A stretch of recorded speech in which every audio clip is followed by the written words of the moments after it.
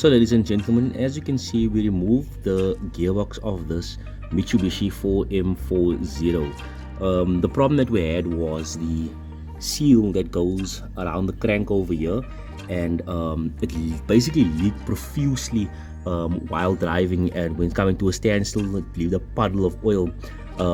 This is, I won't say a common job, but it always happens to these vehicles. The rear main seal basically starts leaking, and it can be quite irritating.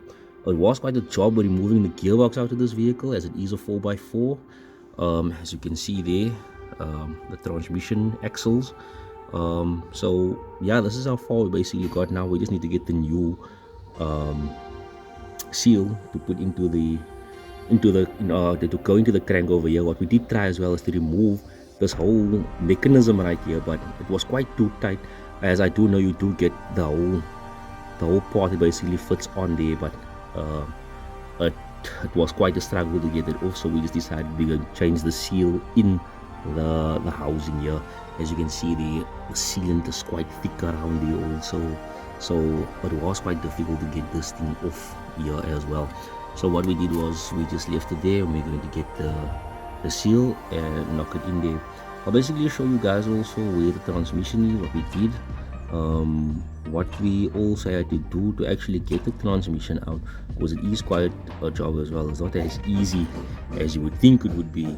So yeah, I'll show you guys, and I'll explain to you how we actually got everything out to actually get to this point where we are right now.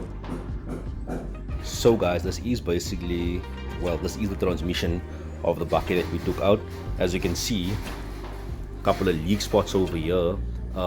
The biggest job about this gearbox while it's in the engine bay is removing two bolts that go here and around here. It could be here as well, but I'm quite sure it's here and here.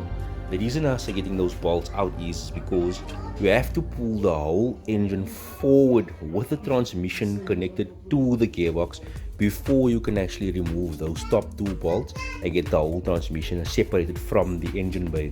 I'll show you guys how far we got the engine bay to move forward before we could actually remove those two bolts from the transmission and actually get it out of the bucket completely. So I'll go through that with you guys, but as you can see, there's been quite a couple of leaks on this gearbox, so we'll have to clean it up, replace all the seals that we can, and just put it back in and see what happens here.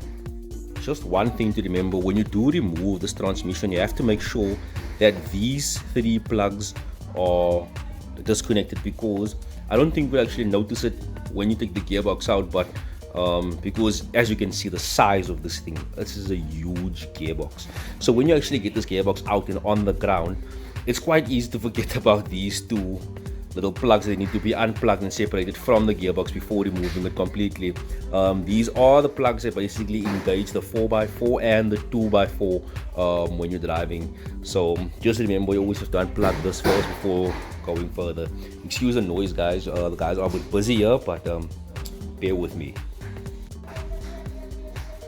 So just another reason why I'd like to help you guys understand why you would need to replace the rear main seals, because it does leave quite a mess in the bell housing as well. As you can see, it's quite oily, and if this does, when this does leak, it can leak onto your clutch plate, and once it leaks onto your clutch, you basically, or you will definitely feel a slip on your clutch once it gets full of oil leaking from the engine.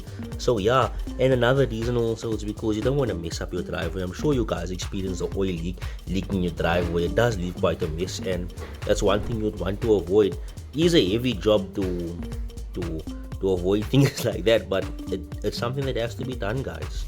So yeah, that's basically the gearbox. The reason, there's nothing wrong with this gearbox per se. It was just the main seal that was leaking, that we had to remove the gearbox just to replace the main seal on the engine.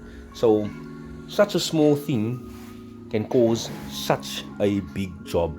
So that's basically the gearbox. There was quite probably a couple of leaks around here as well, but when replacing the gear levers or putting the gear levers back into the engine, or back into the gearbox, we should basically just seal this up with some sealant so we can avoid this and just give it a clean up as we go. So before we put this back, we'll just spray it down with some engine cleaner. Once the engine cleaner is on there, it should soak up all the dirt and it should be a bit easier to clean as well.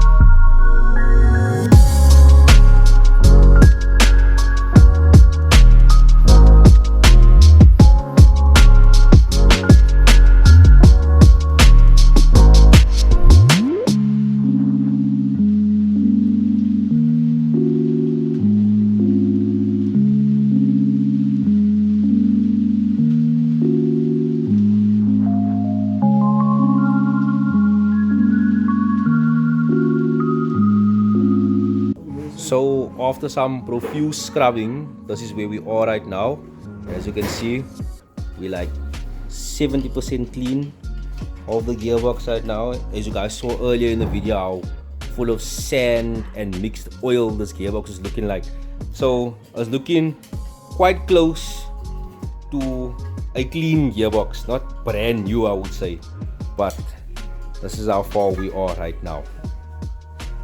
So ladies and gentlemen, as I was explaining earlier about those two bolts on the gearbox, for you to actually get to those bolts on those gearbox to actually get it off from the engine, you need to pull this whole engine forward so that you have some space on the firewall there. Because what happens is the gearbox basically sits so tight on the engine. When the engine is in place, when the engine's in place and the gearbox is basically mounted onto it, you can't actually get access to those two top bolts on the gearbox to loosen from the engine. So what you would need to do is you would need to pull the engine forward. As you can see there, that's where the gearbox is, because once the gearbox is on, you cannot loosen those two bolts to detach the gearbox from the engine. So just a piece of advice, what you would need to do is you have to remove the radiator. As you can see, we removed the radiator there. What you need to do is you need to remove the radiator. Once the radiator is removed, you have to pull this engine forward to get access to those two bolts. And once you get access to those two bolts, you can then remove the gearbox from the engine. So that's basically how far we got right now, guys. It wasn't easy, it was a difficult task to actually get this gearbox off. As you can see, we're actually supporting the engine on this crossbar, on this cross beam right now. It's not necessary because the engine mountings, they are big enough to still keep the engine upwards on the side. I don't know if you can see there, but you can see from here that the mountings are still good enough to keep the engine in its place while the engine is loosened, and it can still basically stand upright like that. So yeah guys, that's how far we got right now. All we just need to do is get that that rear seal right now, put it back in and assemble everything up again. And yes, I will basically document everything for you guys to see how far we got. And yeah, that's how far we'll go today. It's been a long day, guys. So once we get that sorted out, we can put the gearbox back in again. So yeah. So ladies and gentlemen, this concludes how far we got for this video today. Unfortunately, I couldn't get the complete beginning of removing the transmission of the vehicle because I actually decided too late to start recording. But when we looked on the internet, we never found anything informative or anything helpful as to how to get this transmission out of this vehicle.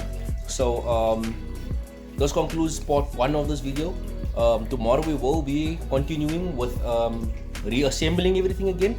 And once we do reassemble everything, I hope this does find you guys informative so that you can actually try this on your own, or it does help you to actually take this job on by yourself. So as soon as we get this thing, I will be recording everything else for you guys so that you can actually find or that you don't find any issues that we ran into when we basically took out this gearbox and putting it back in again. So that concludes the video for the day.